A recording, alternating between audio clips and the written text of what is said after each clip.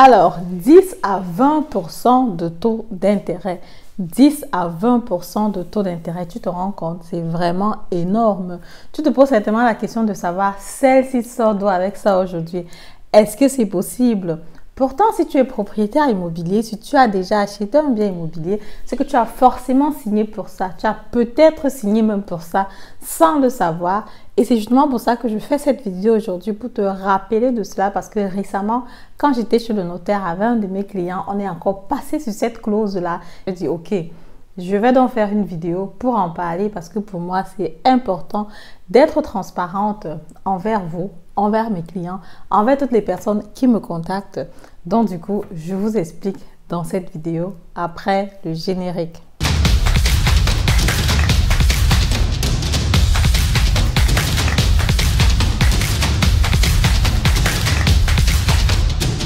Alors, salut à toi. Si tu ne me connais pas encore, mon nom c'est Madeleine Ntedem. Je suis investisseur immobilier, entrepreneur dans le domaine de l'immobilier, auteur du livre Devenez millionnaire avec l'immobilier. Si le domaine de l'immobilier t'intéresse, le domaine de l'immobilier te passionne, c'est que tu es ici au bon endroit. Tout ce que je t'invite à faire, c'est de t'abonner à la chaîne, activer la cloche de notification et si tu as aimé le contenu, très important parce que je partage ici les informations qui valent de l'or. Quand je parle de 10 à 20% de taux d'intérêt que tu as peut-être signé sans savoir, c'est quelque chose quand même qu'il faut savoir, quoi. Donc du coup, partage la vidéo aux propriétaires s'ils étaient au courant parce qu'effectivement, c'est important de savoir. Alors, ce qui se passe ici en Allemagne, c'est que quand tu achètes un bien immobilier ici en Allemagne, tu vas forcément signer le contrat d'achat chez le notaire. Bon, il y a deux choses qui sont vraiment sine qua non et qui vont ensemble. C'est le contrat d'achat que tu vas signer chez le notaire et aussi, naturellement, le contrat de la banque parce qu'effectivement, c'est la banque qui te donne de l'argent pour investir sur l'immobilier.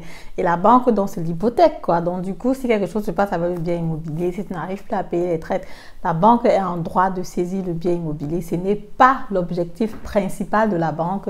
L'objectif principal de la banque, c'est que tu puisses toujours payer tes traites. C'est pour ça, justement, qu'il y a un travail qui est fait en amont pour savoir, ok, est-ce que tu remplis les conditions pour acheter ce bien? Est-ce que tu as la solvabilité pour pouvoir soutenir ce bien-là, quoi?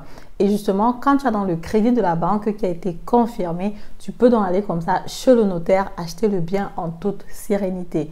Ce que le notaire fait justement, c'est qu'il vous envoie le contrat d'achat à toi et à l'acheteur 2 semaines avant que vous ne vous retrouvez pour la signature. Pourquoi? Parce qu'il y a des choses que tu peux par exemple ne pas avoir bien compris, que tu peux peut-être négocier avec le vendeur, que tu n'as pas su que c'était le contrat d'achat.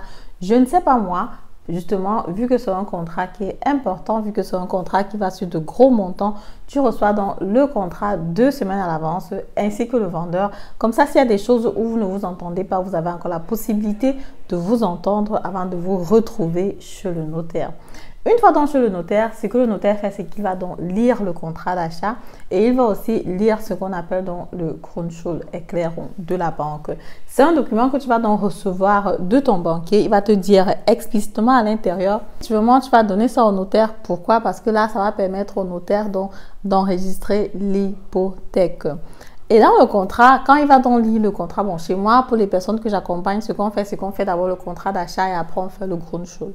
Et justement, dans le Grundschuld, c'est marqué à l'intérieur que si jamais tu ne payes pas l'argent de la banque, si tu ne payes pas l'argent de la banque, tu peux avoir les pénalités de taux d'intérêt qui peuvent aller de 10 à 20%. Et récemment, donc, il y a un notaire qui a attiré mon attention quand il lisait justement, quand il faisait la lecture de ce document chez le notaire, il disait au client, ah ouais, là c'est juste marqué 10%. Jusqu'à présent, j'ai rarement vu des choses avec 10%. En général, c'est 14%, 18%, 20%. Donc, pour ce client-là, effectivement, c'était 10%, mais ça arrive seulement et seulement si tu ne payes pas tes traites à la banque, si et seulement si tu as les difficultés à rembourser de l'argent. Donc, du coup, si tu ne payes pas la traite à la banque, ça peut donc arriver qu'il y ait dans ces 10 ou 20% là de pénalité que tu as à payer, quoi. La banque fait ça comme ça pour se sécuriser, pour se absichern. Comme je dis, en général, le notaire aussi, il dit tout simplement, Ne t'inquiète pas par rapport à ces 10-20%. Le taux d'intérêt, c'est le taux d'intérêt que tu as signé à l'achat. Ça peut être, voilà, à l'ancien temps, c'était moins de 2%.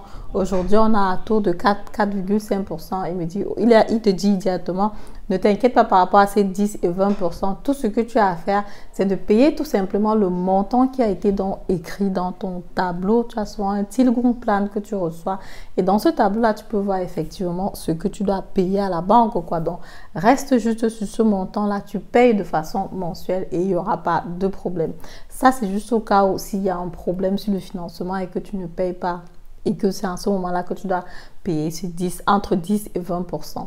Et justement, ce n'est pas un taux d'intérêt qui est fixe selon les banques. Ça varie, comme je t'ai dit, par rapport à ce client-là, c'était 10%.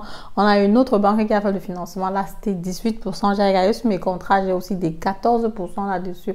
Parce que toutes les banques le font avec des taux qui sont différents. Parce qu'elles veulent naturellement se protéger et faire comprendre à l'acheteur que ne t'amuse pas avec le crédit. Rassure-toi que tu payes le crédit en bonne et due forme comme ça a été conclu au départ.